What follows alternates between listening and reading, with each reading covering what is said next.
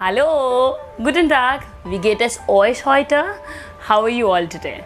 My name is Khushbu Lalwani and you all are watching Deutsche Freundschaft. Mein Name ist Khushbu Lalwani und ihr seht Deutsche Freundschaft. Today in this video lesson for the Learn German for Beginners, we'll be talking about the irregular verbs, die unregelmäßige Verben.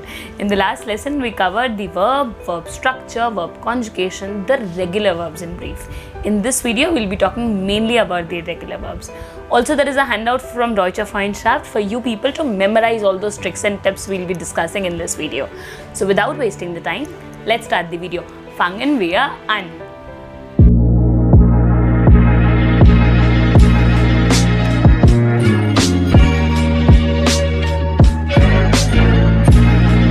Now, let's start the verbs.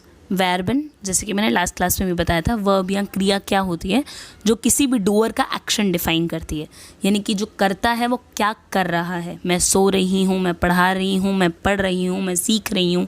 तो ये सीखना, पढ़ना, सुनना, सोना, जागना, ये सब क्या है? क्रिया.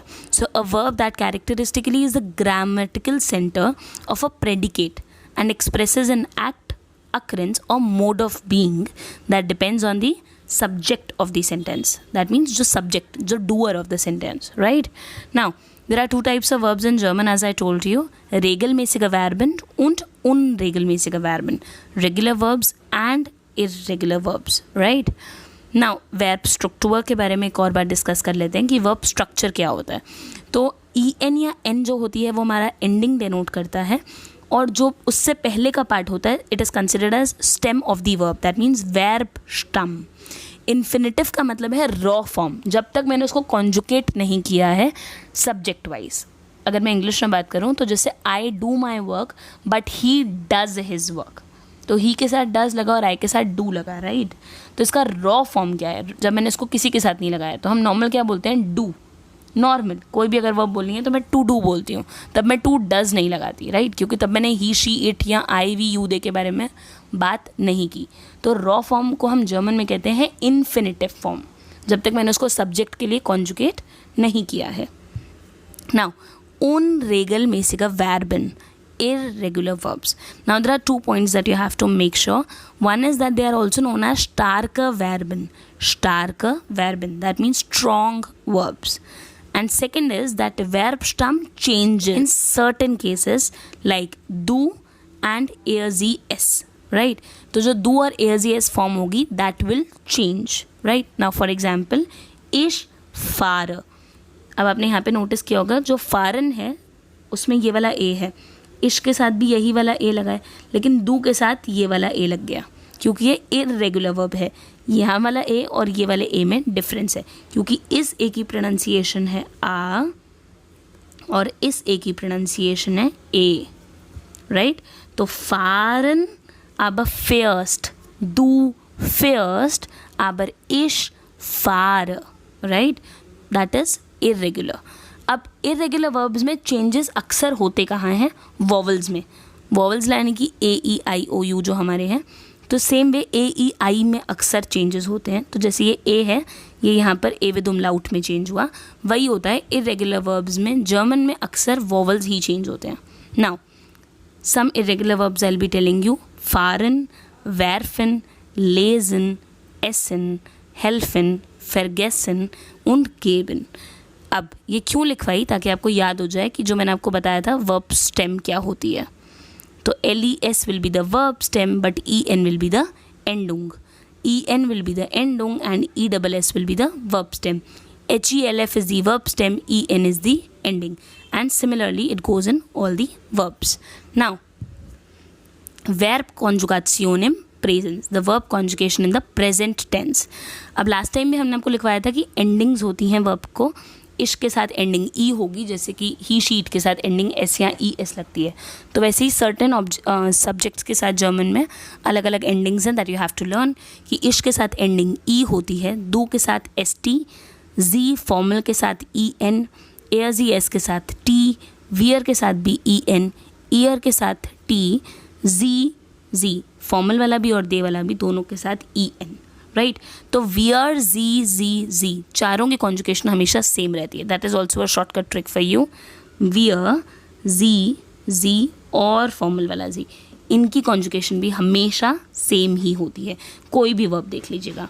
नाउ अब मैंने एस टी को और एस को पिन इसलिए किया है क्योंकि इरेगुलर वर्ब्स में डू की और एस की ही फॉर्म चेंज होती है mainly, most of the cases में, right. Now we'll see that. Now changes कहाँ कहाँ होते हैं. वोकाल वेक्सल, as I told you the change will be in the vowel, right. तो अगर आ है तो वो ए में चेंज हो जाएगा. आउ यानी कि लाउफन, आउ है तो वो ओए में चेंज हो जाएगा, यानी कि ए विद उमलाउट और यू में. तो लाउफन aber du läufst, तो that A will be changing into A with umlauts. E है तो वह आई ई में चेंज हो जाएगा. ई अक्सर आई में भी चेंज होता है, that depends on certain verbs. I है तो वो ई आई में चेंज हो जाएगा, जैसे कि इश वाइस aber du weißt, लेकिन मेन वर्ब क्या थी, विसन. आई यूज़ हुआ था लेकिन ई आई में चेंज हो गए कॉन्जुगेट करते वक्त, right. You will understand that in deeply when I will share you the verbs. Now let's start the verbs. आ ए में कब चेंज हुआ. आ in German I am talking about, A in also German I am talking about, that means A with उमलाउट्स.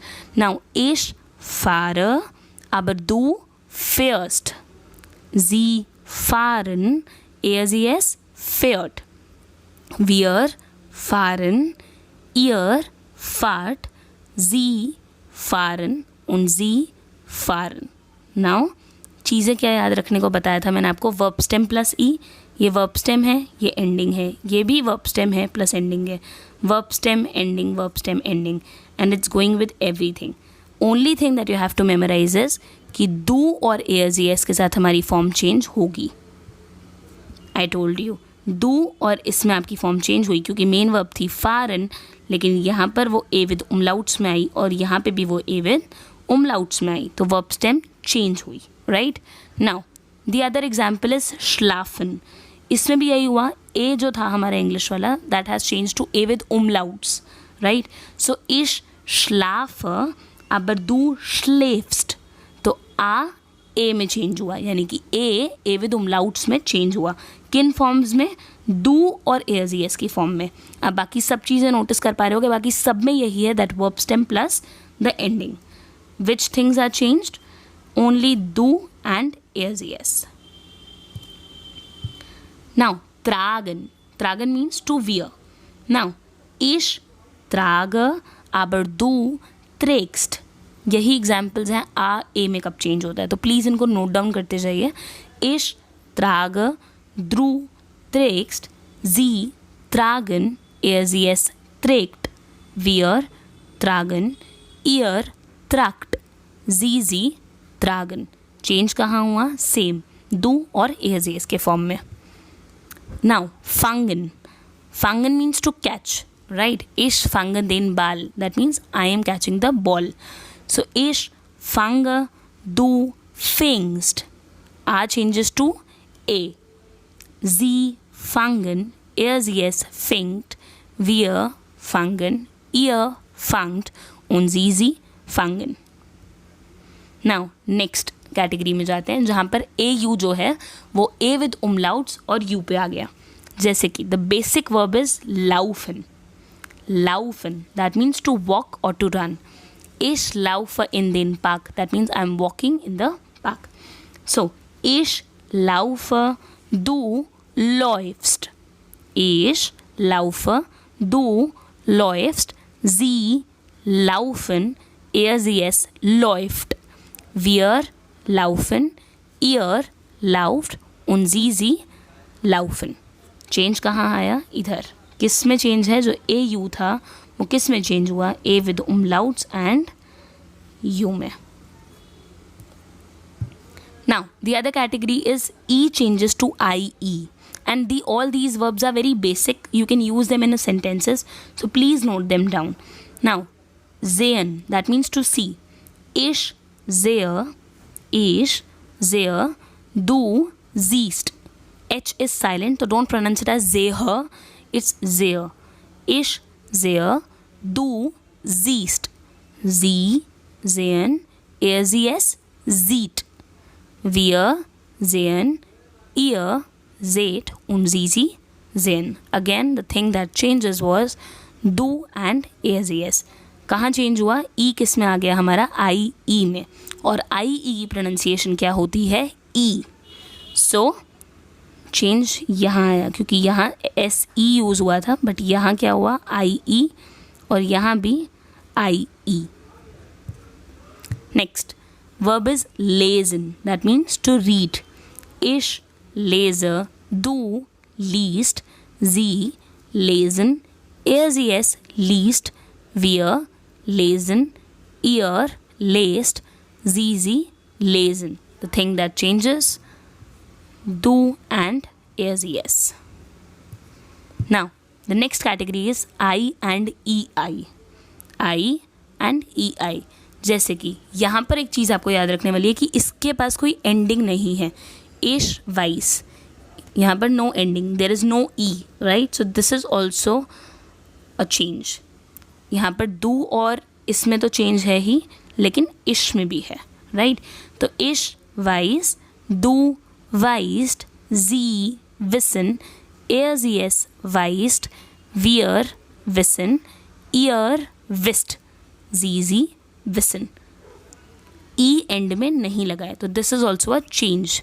तो विसन जो verb है वहाँ पर इरेगुलरिटी जो है वो हमें इश में भी दिखी है. Now E to I, E to I यानी कि जो ई वोवल था वो आई बन गया. कैसे? वैडन, दैट मीन्स टू बिकम. इश वैडर, that means I become like that. I want to become a doctor or something. So ish werde. Du wirst. Du wirst. Sie werden. Er sie es wird. Wir werden. Ihr werdet. Sie werden und sie werden. There was no T that you have to learn, and of course in the do form.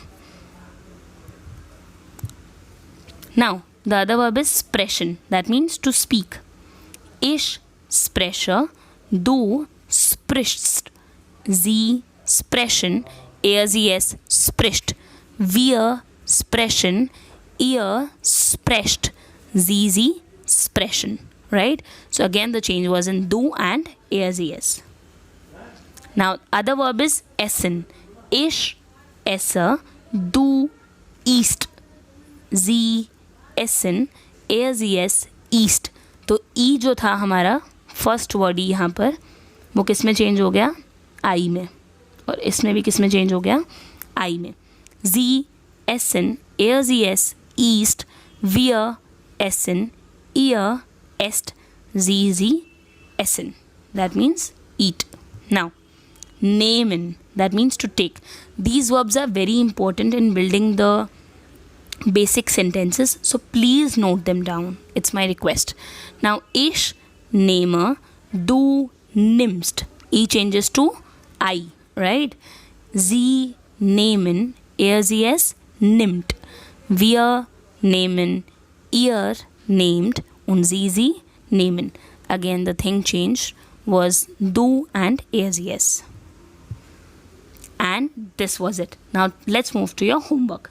Now I have also written the English version of the sentence so that all these verbs we have done so far, you can just think of it. Like for example, das Kind dash die Hausaufgabe.